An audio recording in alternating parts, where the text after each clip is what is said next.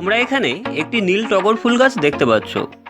এটি একটি permanent full গাছ, কিন্তু বন্ধুরা এই গাছটির ফুলের রং পুরোপুরি নীল নয়, অনেকটা গোলাপি বা বেগুনি রঙের হয়ে থাকে। তবুও এই গাছটি নীল টগর নামে কেন জনপ্রিয় আমার ঠিক জানা নেই। এই গাছটিকে গোলাপি টগর বা বেগুনি টগর বলাই যেতে পারে। তোমরা হয়তো একে অনেকে পার্পেল স্টার বা শুটিং স্টার নামেও চিনে থাকবে। বিগত কয়েক বছরের মধ্যে এই গাছটি খুবই জনপ্রিয়তা লাভ করেছে, তাই তোমরা চাইলে যে কোনো নার্সারি থেকে এই গাছটি সংগ্রহ করে লাগাতে পারো। এই নীল টগর গাছ লাগানোর পদ্ধতি ও এর পরিচর্যা নিয়ে আজকের ভিডিওতে আলোচনা করব, তাই স্কিপ না করে পুরো ভিডিওটি মন দিয়ে দেখো। আমি এই গাছটি লাগানোর জন্য 8 ইঞ্চির একটি মাটির টব নিয়েছি। টবে যে কোনো গাছ লাগানোর সময় প্রথমে টবের ড্রেনেজ সিস্টেমটি ঠিক করে নিতে হবে, যাতে গাছে জল দেওয়ার সময় গাছের গোড়ায় জল না জমে। টবের ওপরের অতিরিক্ত জল যাতে খুব সহজেই টবের নিচে ড্রেনেজ হোল দিয়ে বেরিয়ে যেতে পারে। তাই আমি প্রথমে পুরনো টবের কয়েকটি ভাঙা অংশ দিয়ে এই টবের নিচে ড্রেনেজ হোলগুলোকে ঢেকে দেব। নমস্কার বন্ধুরা, আমি সৌগত আর আমার স্প্যারোস গার্ডেন চ্যানেলে তোমাদের সকলকে স্বাগত। এখন কিছু ছোট ছোট নুড়ি পাথর দিয়ে এর ওপর একটি লেয়ার করে দেব। এরপর কনস্ট্রাকশন স্যান্ড বা বাড়ি বানানোর বালি দিয়ে এর ওপর আরও একটি লেয়ার করে দেব।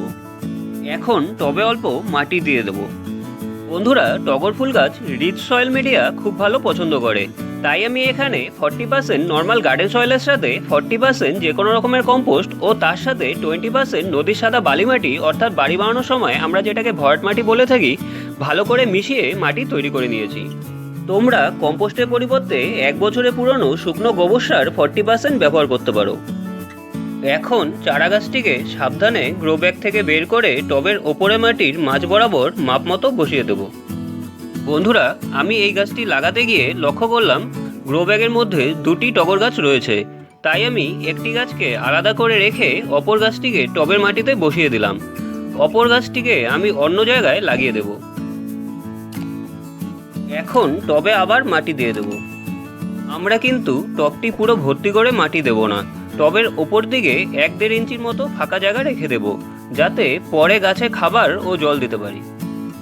টবে মাটি দেওয়ার সময় আমাদের ভালো করে হাত দিয়ে চেপে চেপে মাটি দিতে হবে, যাতে মাটির ভেতর কোনো রকম এয়ার লিকেজ না থাকে। বন্ধুরা, তোমরা যারা আমার বিভিন্ন গাছের পরিচর্যা নিয়ে করা আগের ভিডিওগুলো এখনও দেখোনি, আমার চ্যানেল পেজে ভিজিট করে ওই ভিডিওগুলো দেখে নিও।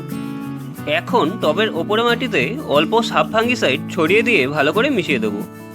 তোমরা এর পরিবর্তে যে কোনো ফাঙ্গিসাইড ব্যবহার করতে পারো।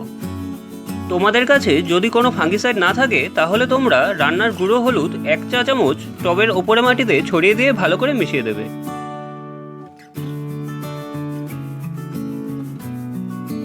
এখন টব ভর্তি করে জল দিয়ে আমি গাছটিকে একদিনের জন্য কোনো ছায়াযুক্ত জায়গায় রেখে পরের দিন থেকে আবার ডাইরেক্ট রোদে বের করে দেবো।